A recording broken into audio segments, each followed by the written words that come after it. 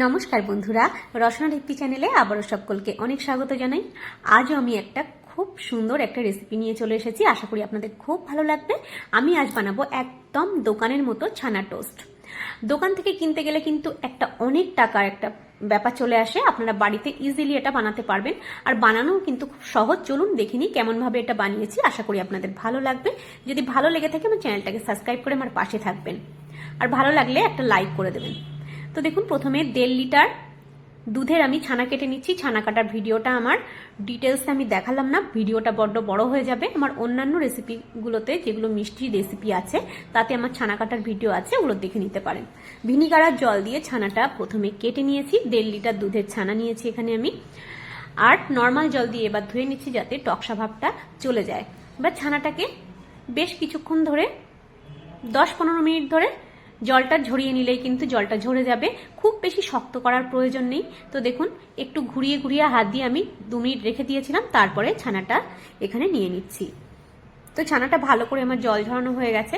এবার হাত দিয়ে ভালো করে মেখে নেব। অনেকে বলে থাকে যে দিদি, ছানা যখন মিষ্টিটা আমি চিনি সিরাতে দেই তখন কিন্তু মিষ্টিটা ভেঙে যায়।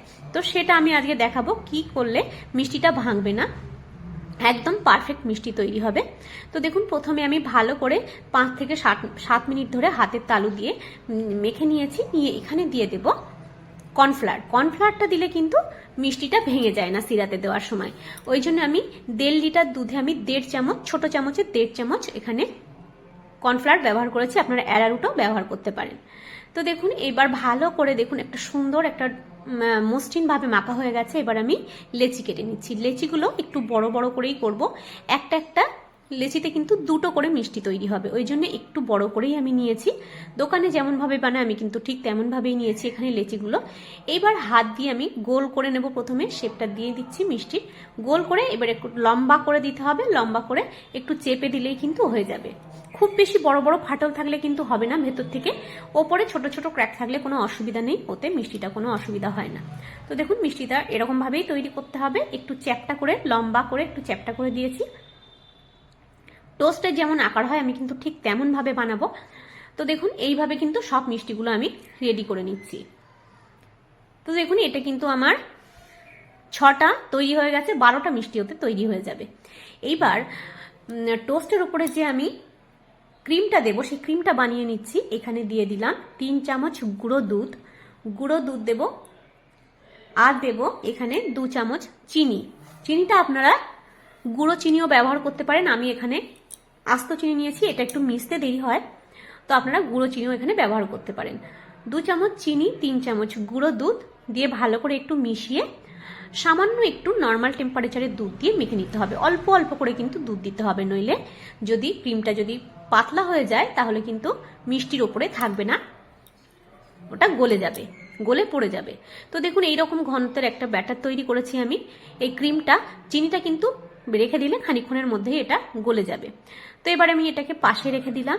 গ্যাসে আরও একটা পাত্র বসিয়ে তার মধ্যে দিয়েছি আমি 2 কাপ চিনি, মানে এখানে 400 গ্রাম চিনি আছে।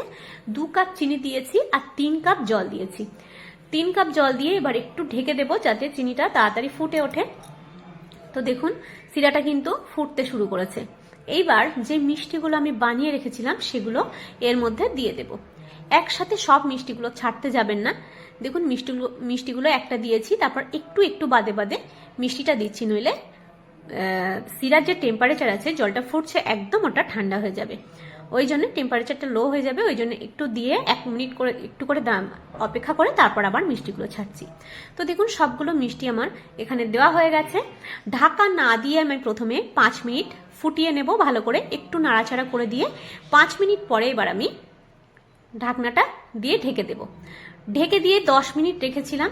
10 মিনিট পরে দেখুন, মিষ্টিগুলো ফুলের ডবল হয়ে গেছে, আর চিনির জলটাও কিন্তু অনেকটা শুকিয়ে গেছে, সিরাটা অনেকটা শুকিয়ে গেছে। এবার এখানে আমি কিছুটা গরম জল দিয়ে দেবো। আপনারা কিন্তু গরম জলটা দেওয়ারই চেষ্টা করবেন, গরম জল দিলে ভালো হয়।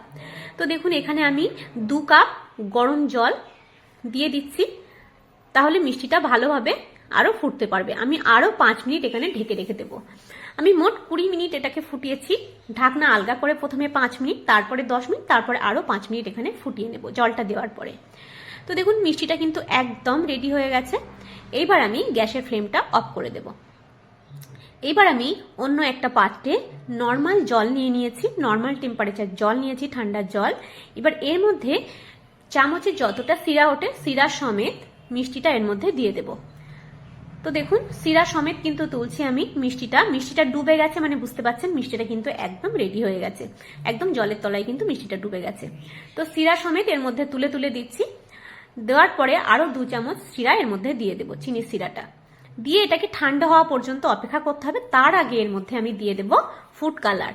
মিষ্টির দোকানে ওরা কিন্তু চকলেট কালার ব্যবহার করে, আমি এখানে অরেঞ্জ কালার ব্যবহার করেছি, তাতেও কোনো অসুবিধা নেই। চকলেট কালারটা দিলে আর একটু ডিপ কালারটা আর একটু ডিপ হয়। আমি এখানে অরেঞ্জ কালার দিয়ে ঢেকে রেখেছিলাম ঠান্ডা হওয়া পর্যন্ত। আধ ঘন্টা পরে দেখুন এটাকে তুলছি, দেখুন কতটা কালার চলে এসেছে দেখুন। এবার জলটাকে ঝরিয়ে নিতে হবে, জলটাকে হাত দিয়ে আলতো করে চাপতে হবে, খুব বেশি জোরে না, যেহেতু একদম মিষ্টিটা একদম নরম। তো দেখুন হাত দিয়ে অল্প চেপে জলটা ঝরিয়ে নিচ্ছি।